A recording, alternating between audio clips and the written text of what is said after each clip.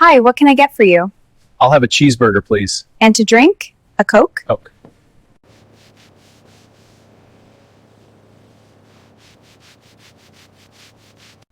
Everything okay here? I think so. That man over there has been watching me. I'll go check it out. Thing all right? We protect our own. The words hit heavy as 200 leather-clad bikers filled every corner of Lisa's struggling diner. 24 hours earlier, she'd stood up for a lone Hell's Angel when local cops harassed him. What happened next would leave an entire town in tears. Hi everyone. Welcome to Tales Unveiled. Let's get started. Lisa Parker's hands were chapped and red as she wiped down the sticky counter at Parker's diner for the third time that hour. The lunch rush, if you could call 8 customers a rush, had ended, and she was mentally calculating if today's take would cover the electric bill that sat unopened in her purse.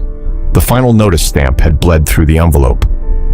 Just a few more months, she muttered, tucking a strand of brown hair behind her ear.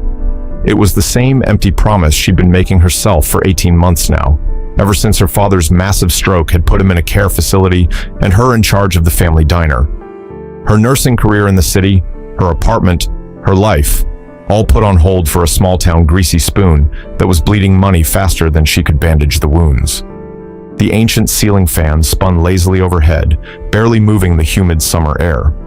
Outside, Millfield's main street was quiet, as it always was these days since the factory had cut the third shift. The bank had foreclosed on 3 businesses already this year. Some days, Lisa wondered if Parker's diner would be next. The bell above the door jingled, that cheerful little sound her father had always loved, and Lisa glanced up. Her stomach tightened instantly. A mountain of a man dressed in worn leather pushed through the doorway. His weathered face was half hidden behind a wild gray beard that looked like it had seen dust from 1,000 highways. Faded tattoos crawled up his thick forearms like illustrated stories of a hard life, disappearing beneath rolled-up sleeves. But it was the patch on his vest that made the room go still, the unmistakable death's head insignia of the Hell's Angels. The handful of remaining customers froze. Old Mrs. Patterson actually clutched her pearls. The Simmons brothers stopped mid-bite, forks hovering in the air. Even the radio seemed to hit a moment of static. The biker seemed to feel the tension, his massive shoulders hunching slightly as he made his way to the counter. Each heavy bootfall echoed against the worn linoleum like a hammer strike. He deliberately chose the stool at the far end, keeping distance between himself and the other patrons. A man used to being unwelcome. Lisa could practically hear her father's voice in her head. Everyone's money spends the same at Parker's. But her father had never had to serve a Hell's Angel in their small conservative town, where rumors about the motorcycle club circulated like gospel. Lisa steadied her hand, grabbed a cloudy plastic menu and a glass of ice water. The other waitress, Jenny, had suddenly found a pressing need to refill ketchup bottles at the far end of the diner. "Thanks for coming in to Parker's," Lisa said, approaching him with the same practiced smile she offered every customer. "Today's special is meatloaf with mashed potatoes. Made it fresh this morning." The biker looked up, and Lisa was struck by his eyes, pale blue and bloodshot, like he hadn't slept in days. Against that hard face, those leather-creased features, his eyes seemed to belong to another man entirely. "Coffee," he said, his voice surprisingly gentle, almost soft. "Black as you can make it, and whatever's fastest from the kitchen. Been on the road since before sunup." As Lisa poured his coffee from the ancient percolator, she noticed his hands. Huge, calloused things that seemed built for violence, but there was a slight tremble to them as he reached for the mug. His knuckles were scraped raw, and a thin hospital bracelet was partially hidden beneath his leather cuff. Behind the exhaustion in his eyes, Lisa recognized something else. A bone-deep sadness she'd seen too many times during her nursing rotations in the oncology ward. It was the look of someone keeping vigil. "Long ride ahead of you still?" she asked, keeping her voice casual, the way her father had always chatted with strangers. His massive hands wrapped around the coffee mug like it was something precious, drawing warmth from the chipped ceramic. He took a long pull before answering. "Heading back to Riverside Hospital," he said finally, each word deliberate, like speaking was an effort. "My daughter." Something seemed to catch in his throat. He stared down at his coffee, his knuckles whitening around the mug. "My daughter," he repeated, but couldn't seem to finish the thought. Lisa felt something shift inside her. Not pity. This man wouldn't want pity, but a familiar ache of recognition. Not a Hell's Angel in that moment, just a worried father. "I'll get that order in right away," she said, her voice softening. "Toast and eggs work? Fastest thing on the menu? 6 minutes? Tops." He nodded, the relief evident as his shoulders relaxed slightly. Maybe it was the promise of food, or maybe just that she hadn't asked him to explain further. As Lisa turned to place the order, she felt the stares from the remaining customers. Mrs. Patterson was whispering urgently to Mrs. Henderson, their gray heads bent together like conspirators. The Simmons brothers were openly glaring. Jenny was still finding those ketchup bottles absolutely fascinating. Small towns had long memories, and the Hells Angels had a reputation that preceded them. 20 years ago, a group of bikers had roared through Millfield, leaving broken windows at Thompson's grocery after an argument. Never mind that no one knew if they'd been Angels or some other club. In Millfield's collective memory, all bikers were guilty by association. The bell jingled again, and 2 of Millfield's police officers walked in, Officer Brennan and Officer Taylor. They were regulars, usually friendly enough, though Lisa had always found Brennan's swagger a bit much. They spotted the biker immediately, and Lisa saw Brennan nudge Taylor. They approached the counter, deliberately taking seats on either side of the man. "Well, well, don't often see your kind in Millfield," Brennan said loudly, making no attempt to hide his hostility. "Just passing through, I hope." The biker kept his eyes on his coffee. "Just getting some food, officer." Lisa returned with the plate of eggs and toast, placing it in front of the biker. "Anything else I can get you?" Before he could answer, Officer Brennan spoke up.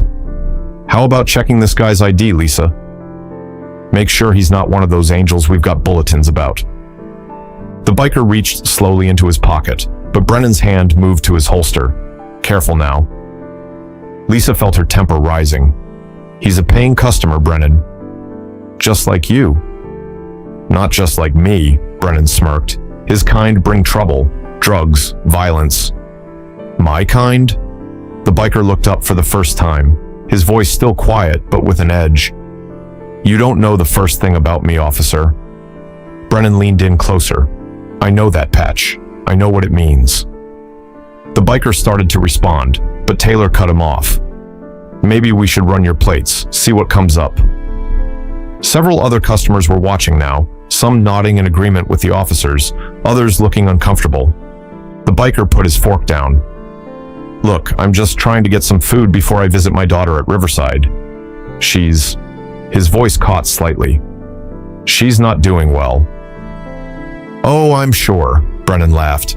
The old sick family member excuse. Classic. Something in Lisa snapped.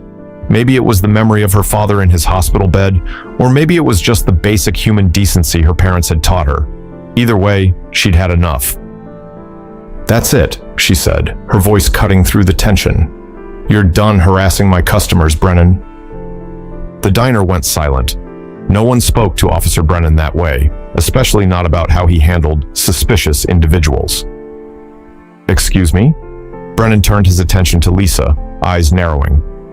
"You heard me. He came in for a meal, he's been nothing but polite, and you're treating him like a criminal." "You don't know who you're defending, Lisa," Taylor warned. "I'm defending a customer in my diner, and unless you have an actual reason to suspect him of something besides his clothing, I'd appreciate if you let him eat in peace." Brennan stood up, towering over Lisa. "Your dad would be real disappointed to see you taking sides against the law, Lisa." That was a low blow, and everyone knew it. Frank Parker had been friends with half the police force before his stroke. "My dad taught me to judge people by how they act, not what they wear," Lisa replied, her voice steady despite her racing heart. "And right now, you're the one acting badly in my diner." The tension in the air was thick enough to cut with a knife. Several customers shifted uncomfortably. Mrs. Henderson, the retired librarian, suddenly became very interested in her pie. Dave Wilson, who'd gone to high school with Lisa, stared down at his coffee cup. "I think I'll take my food to go," the biker said quietly, reaching for his wallet. "No," Lisa said firmly.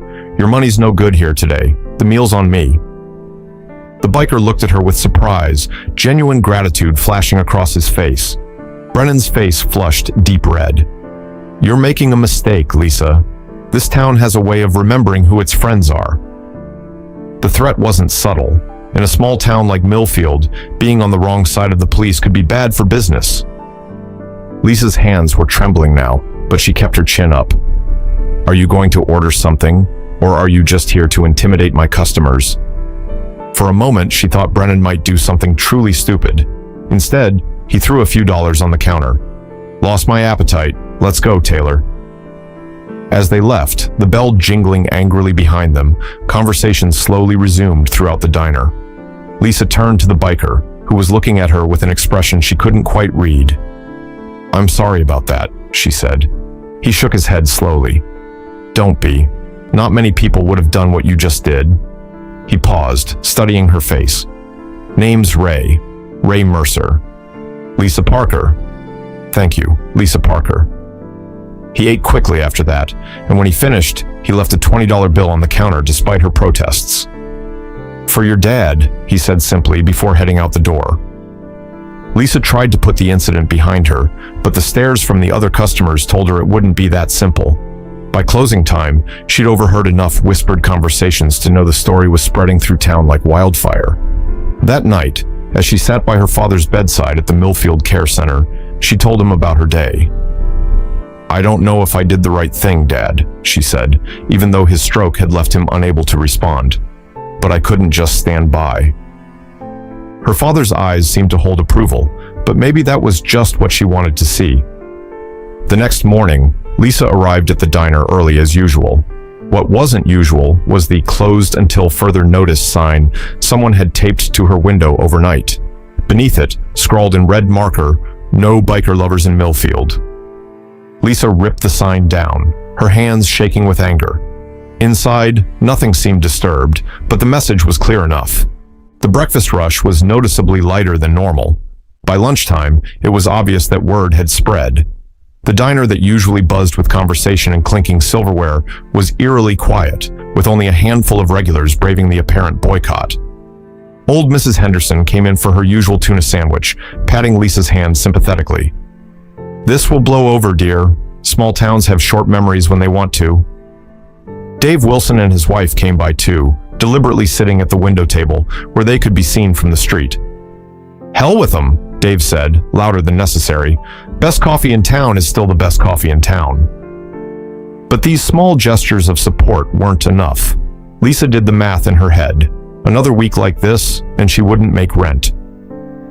Around 2 o'clock, with the diner empty, Lisa allowed herself a rare moment of despair. She leaned against the counter, fighting back tears. The diner wasn't just a business, it was her father's legacy, the place where she'd grown up learning to count change and wipe tables.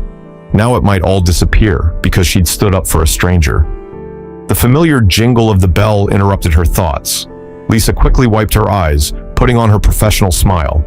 A man in his 50s stood in the doorway, dressed in jeans and a plain blue t-shirt. The only hint of his affiliation was a small Hells Angels pin on his leather jacket. Behind him was a woman about the same age, her long gray hair pulled back in a neat braid. "Lisa Parker?" the man asked. Lisa nodded, suddenly nervous. "I'm Thomas Mercer, Ray's brother." He stepped forward, extending his hand. "This is my wife, Sarah." Lisa shook their hands, confusion evident on her face. "Ray told us what you did for him yesterday," Sarah explained. "He would have come himself, but he's still at the hospital with Jessie. That's his daughter." "How is she?" Lisa asked. "Touch and go," Thomas replied, his face grim. "Cancer, stage 4. They're trying an experimental treatment at Riverside, last chance kind of thing." Lisa's heart sank. "I'm so sorry." "Ray said you were kind to him when not many would be," Sarah continued. "Said you stood up to those cops like you'd been doing it all your life." Lisa shrugged, embarrassed. Anyone would have done the same. Thomas shook his head. "No, they wouldn't.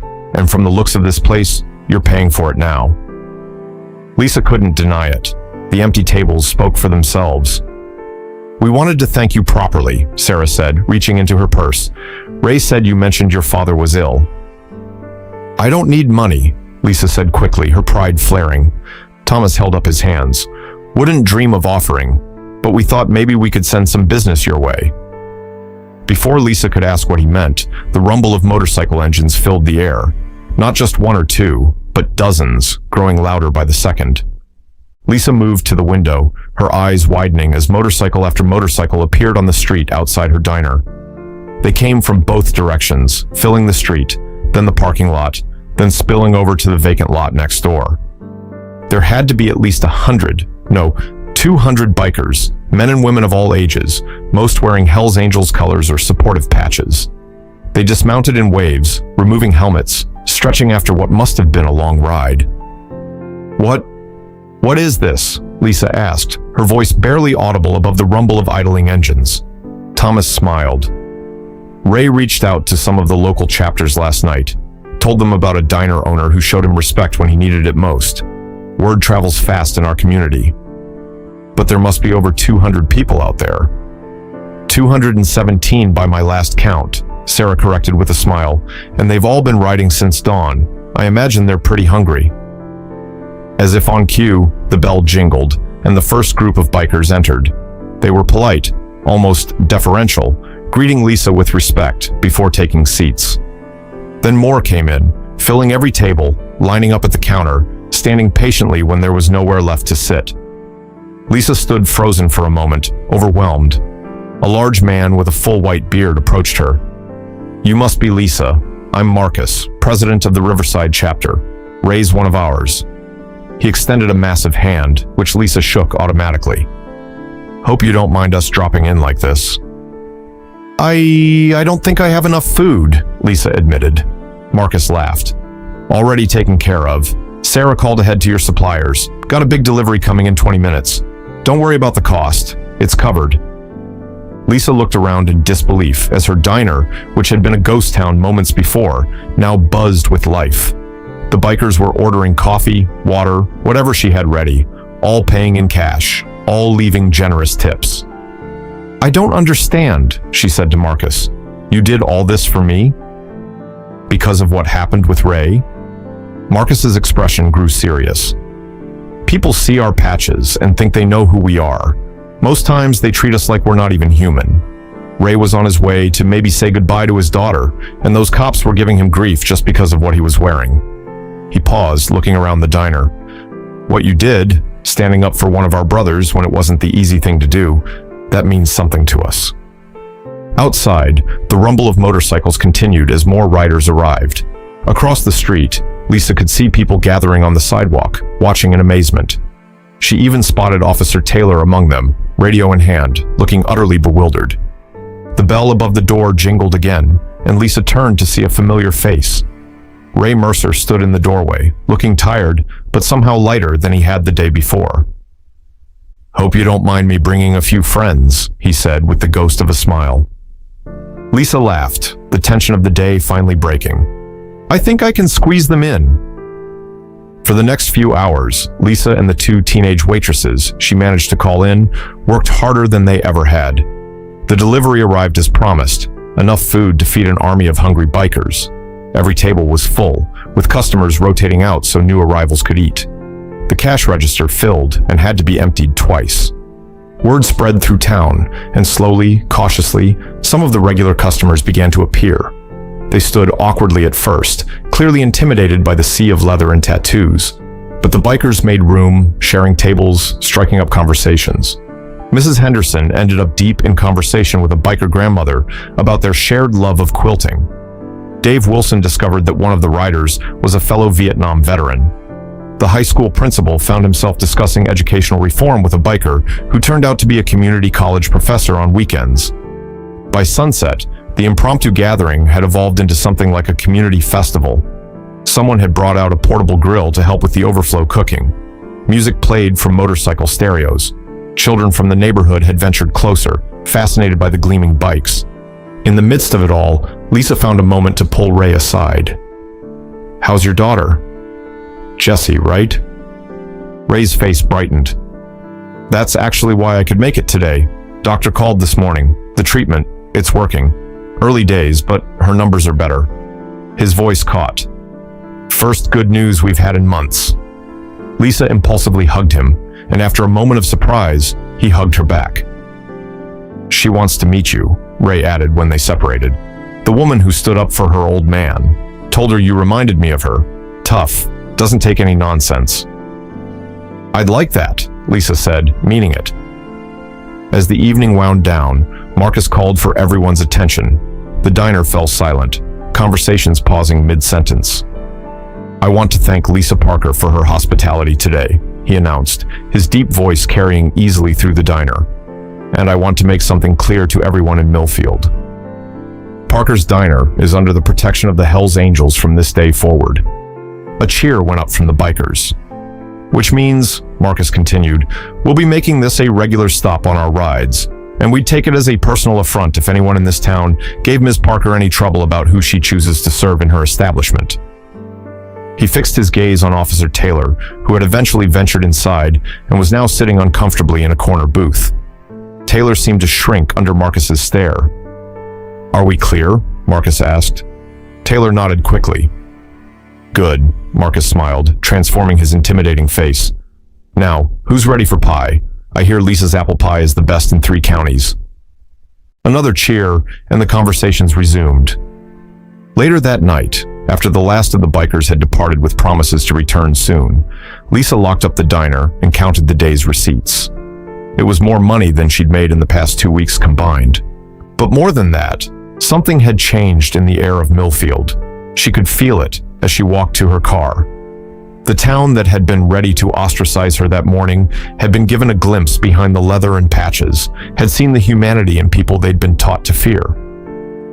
As Lisa drove to the care center to see her father, she couldn't help but smile at the irony. In standing up for one stranger, she'd gained hundreds of friends. And maybe, just maybe, helped a small town expand its understanding of what it means to judge someone by how they act, not what they wear. The next morning, Lisa arrived at the diner to find a package leaning against the door. Inside was a leather vest, custom made with Parker's Diner, emblazoned across the back, surrounded by the words, Friends of the Angels. Pinned to it was a note in rough handwriting, for the bravest diner owner we know. Jesse's doing better. She still wants to meet you. Ray. Lisa hung the vest behind the counter, right next to her father's old apron.